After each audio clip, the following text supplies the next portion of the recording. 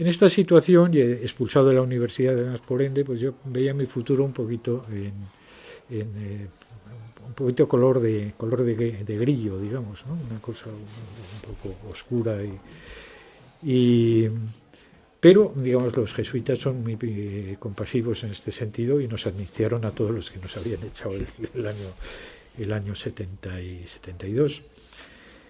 Y terminé en la mili, me dejaron terminar por libre como oyente y terminé mi románicas, ¿no?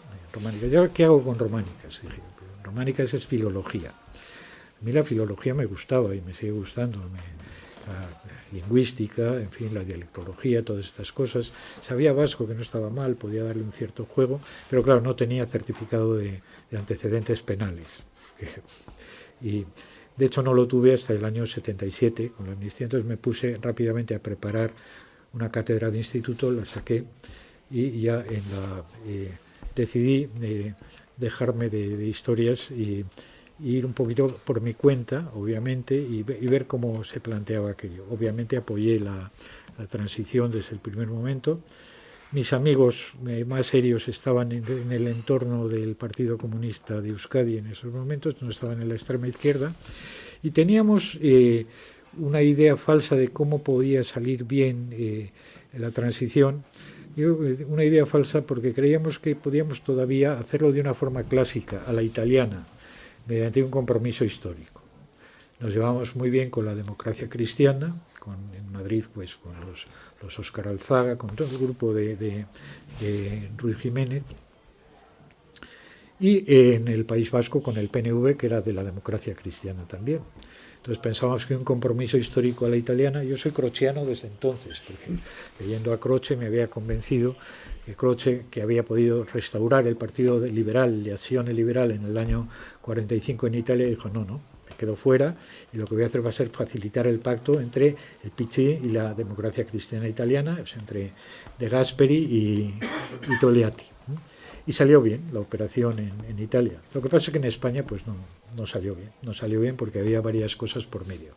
Una fundamental era el Concilio Vaticano II, que había, en fin, dado tal sacudida, digamos, a la Iglesia que en aquellos momentos nadie sabía dónde estaba. Y sobre todo había lo que, digamos, Monseñor Guerra Campos y compañía decían, entonces la enorme apostasía de católicos que a través de las organizaciones eclesiásticas juveniles se pasaban a la extrema izquierda. Entonces a ORT o lo que fuera. De hecho, la transición la hicieron unos señores a los que no se conocía demasiado, pues no habían aparecido hasta el último momento en la época anterior, en la del franquismo, que eran el Partido Socialista, que era un partido reconstruido en Suresnes en el año 72, todo lo anterior no había desaparecido, y después un grupo de gente del régimen que había evolucionado, digamos, hacia posiciones democráticas, es decir, Suárez, Rodolfo Martín Villa, etcétera. Bueno, Rodolfo Martín Villa es un gran amigo mío en estos momentos y no sé, sobra decir que nos llevamos muy bien con ellos, pero que esa operación de un compromiso histórico a la italiana no salió en el País Vasco. Algunos nos empeñamos todavía en intentar que saliera durante 2 o 3 años hasta yo por lo menos dije no, esto no puede ser, voy a dedicarme, digamos, fundamentalmente a mis trabajos de investigación. Quería hacer una tesis cuanto antes y me empecé a plantear sobre qué podía hacer la tesis, dónde, cómo, con quién, etcétera. La Universidad del País Vasco se crea en el año 79. En el año 79 yo era catedrático de instituto, trabajaba en Madrid con gente del instituto de la Cátedra Seminario Menéndez Pidal. Había empezado a hacer encuestas de campo en busca de romancero de tradición oral moderna, etc.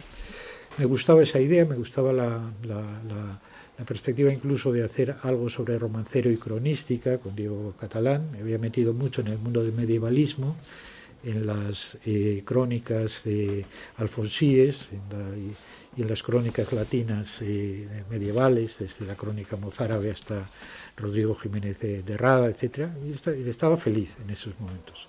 Pero se crea la Universidad del País Vasco Entonces llegan a la Universidad del País Vasco Julio Caro Baroja, una serie de catedráticos extraordinarios, entre ellos Carlos Blanco Aguinaga, que era de Irún, que estaba en esos momentos en la Universidad de California, y me animan a mí y a Antonio Cid, que conoces, a presentarnos, digamos, el concurso como profesores. Yo por lo menos tenía la cátedra de instituto ya ganada y podía... Y total que entramos como profesores no numerarios en la Universidad del País Vasco. Como era una situación muy precaria y estaba todo por hacer, teníamos pocos recursos todavía entonces, porque todavía la autonomía vasca no existía. La autonomía vasca empieza a existir en el año 81, existía el preautonómico, etc. Carlos Blanco Aguinaga, que queda como director de nuestro departamento, muy exiguo, donde estábamos 4 en principio, nos dice: tenéis que hacer la tesis rápidamente, terminarla, presentarla y en fin, y sacaros inmediatamente la plaza de profesores numerarios aquí, como sea. Entonces, efectivamente, me dediqué, digamos, a la tesis. Blanco Aguinaga me recomendó hacerla sobre Unamuno, pero me parecía...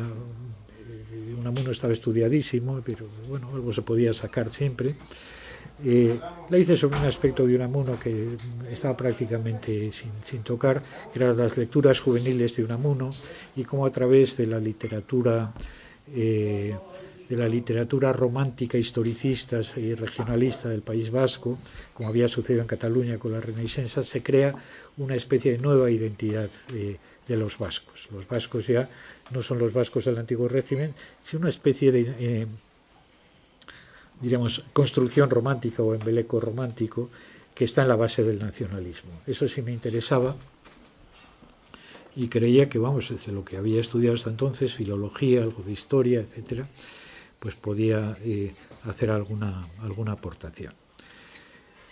Pues efectivamente hice mi tesis y entonces empecé, digamos, en el año 88, después mucho esfuerzo, porque era profesor de literatura española, aunque daba clase de literatura de tradición oral y euskérica también, y estas cosas. Pero, digamos, mi condición de profesor de español me ponía por detrás de los profesores de vasco y de vascuence, etcétera, porque había una especie de consenso tácito en esos momentos en la universidad de que, como el euskera había estado marginado, tenía esto tenía prelación frente al desarrollo de los departamentos de español o de literatura española.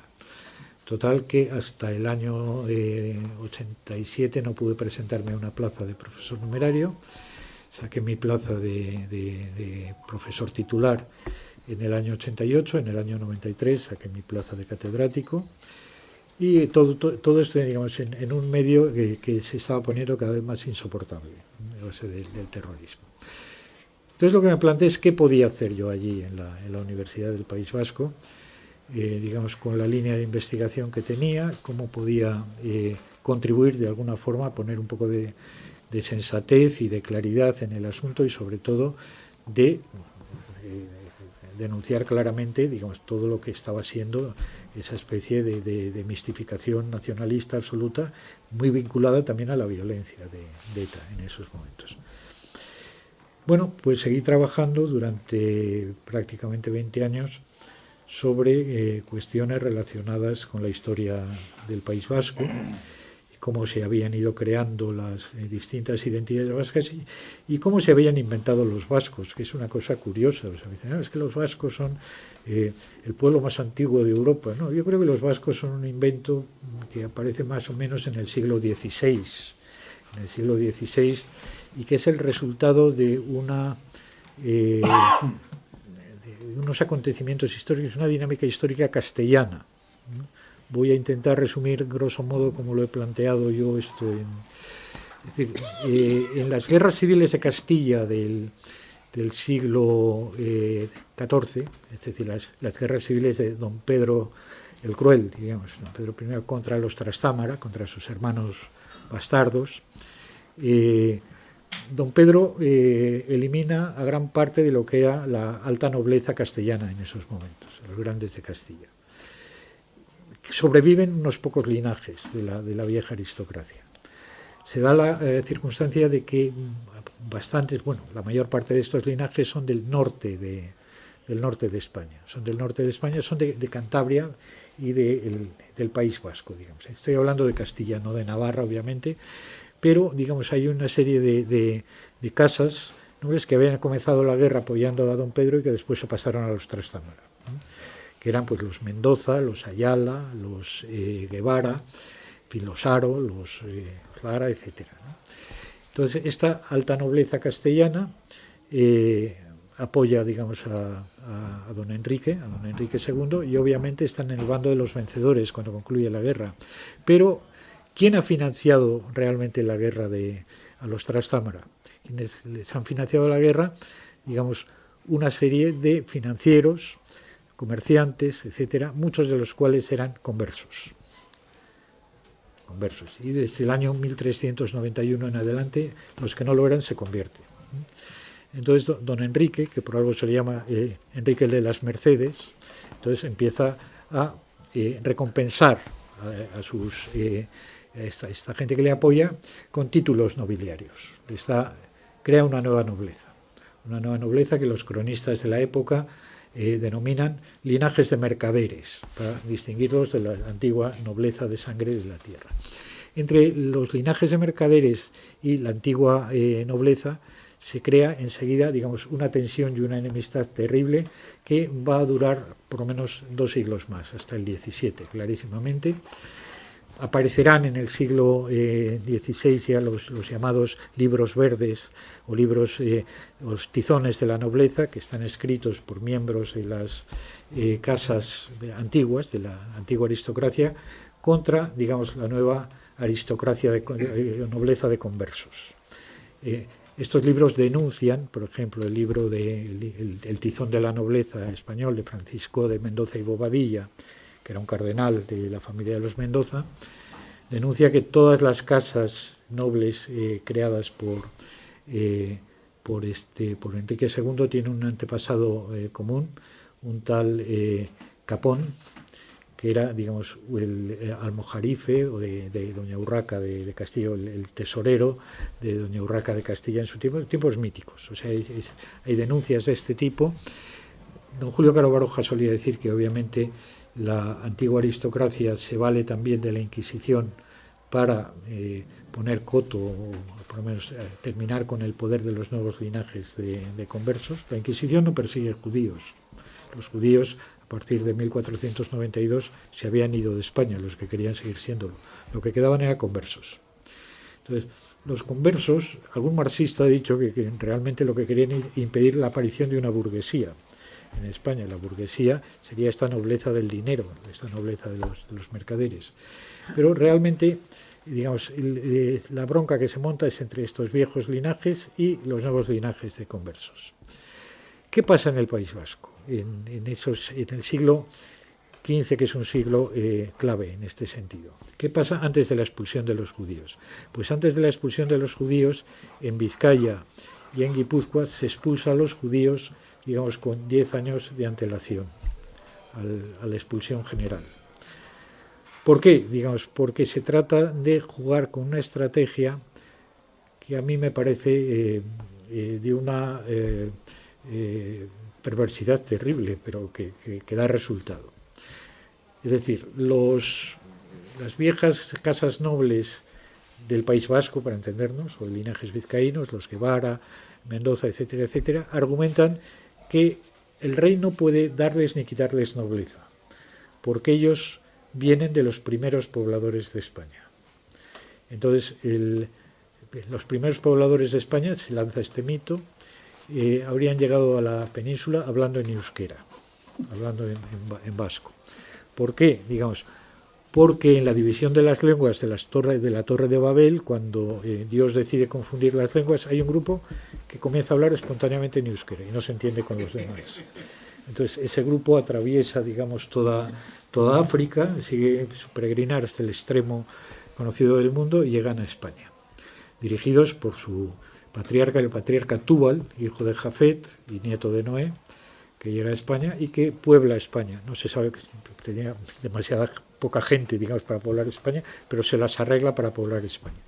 Entonces, en los tratados de apologética de la nobleza vasca, digamos, del siglo XVI, se van a interpretar a partir del euskera los nombres de puntos muy apartados de la península ibérica, por ejemplo Asturias, ¿no?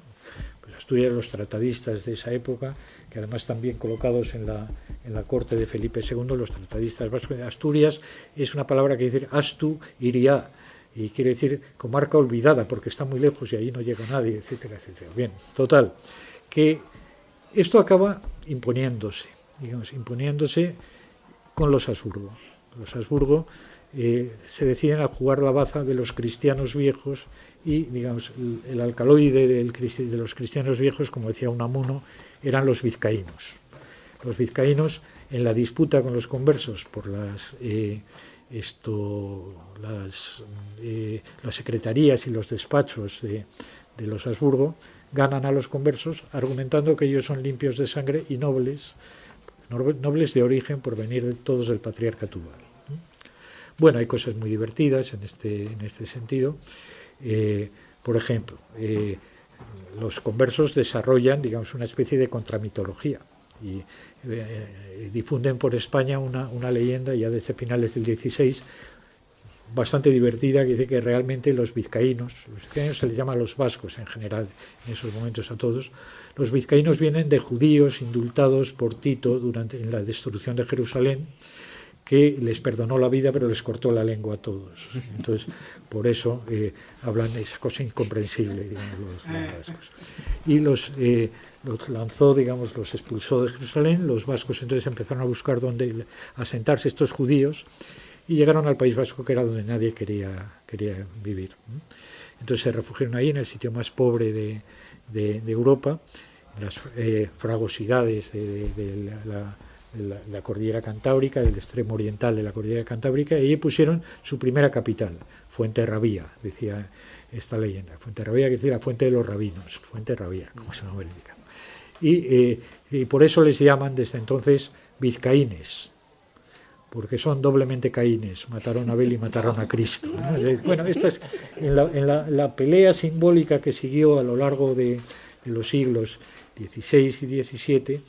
Obviamente, digamos, hay una alianza entre la antigua aristocracia de sangre con sus vasallos vascos. ¿Contra quiénes? Contra esa burguesía embrionaria o esa pequeña nobleza del dinero que eran los conversos. Por eso, digamos, el fuero prohíbe a los conversos avecindarse en el País Vasco. Por eso los vascos funcionan durante el antiguo régimen con ese argumento de que ellos son limpios de sangre e hidalgos, pero con una hidalguía distinta de los hidalgos españoles. Los hidalgos españoles podían proceder, y eso ya lo decían los tizones de la nobleza y los libros verdes, podían proceder de judíos, pero no los vascos. Los vascos empieza ese mito de la sangre pura de los vascos o la sangre limpia frente a la sangre maculada, frente a la sangre mezclada del resto de los españoles. Todos los demás españoles son en principio sospechosos de tener sangre mezclada, pero los vascos no. Los vascos han estado cruzándose entre ellos en una endogamia jubilosa desde que llegó Túbal, y que debe ser aburridísimo todo, pero en fin, no sé, que habían estado cruzándose, y que la prueba de que nadie les había conseguido mancillar con sangre extraña es que habían mantenido el euskera. El euskera se convertía así en una especie, el vascuence, en una especie de prueba de la pureza de los vascos, etcétera, etcétera. Bien, la identidad vasca, tal y como la conocemos, viene de ese mito, un mito que, en fin, funcionó hasta el siglo XIX prácticamente de una forma incontestada. Hubo por parte de los pobres moriscos una tentativa de hacer un mito también de ese tipo, con los llamados plomos del Sacromonte o libros plumbeos del Sacromonte, y las falsificaciones del Sacromonte y la falsa crónica de Aventarique, de Miguel de Luna, etcétera, calcando un poquito el procedimiento que habían tenido los apologistas vascos y los escribas vascos para crear su mito, y crear un mito paralelo de sobre los caldeos, que ellos decían. Los caldeos eran los que habrían llegado hablando árabe a España. El árabe sería la lengua primitiva, y después se habrían convertido al cristianismo con Santiago, que era caldeo, el apóstol Santiago, y con los varones apostólicos, y de ahí las falsificaciones de los plomos de Sacromonte. Pero eso obviamente no funcionó. Es decir, las sucesivas rebeliones de los moriscos, ya hasta el año 1609-1611, pierden la batalla, se les expulsa de España. Entonces, la ideología oficial, diríamos, de la España del antiguo régimen es que todos los españoles son obviamente cristianos, ahí no hay, pero digamos si hay algunos más cristianos que nadie, digamos, y más españoles que nadie son los vascos. Esta es una ideología del antiguo régimen, obviamente. Cuando el antiguo régimen se hunde con la revolución liberal en el 19, los vascos pierden sus resortes de poder en la corte, donde eran secretarios, donde habían echado, digamos, a los secretarios conversos desde hacía tiempo, y, digamos, de alguna forma se liberaliza la administración española en esos momentos. Hay, por supuesto, una reacción contra el liberalismo en el 19, que es el carlismo. El carlismo es una reacción antiliberal, absolutista, que produce 3 guerras civiles a lo largo del 19. 2 de esas guerras civiles terminan confinándose en el País Vasco. Comienzan siendo una guerra más ubicua en España, pero al final es el País Vasco el que resiste a las guerras civiles. Y ahí está un poco, digamos, la causa de lo que después va a ser la desafección, diríamos, de grandes sectores del País Vasco hacia España o hacia el Estado liberal.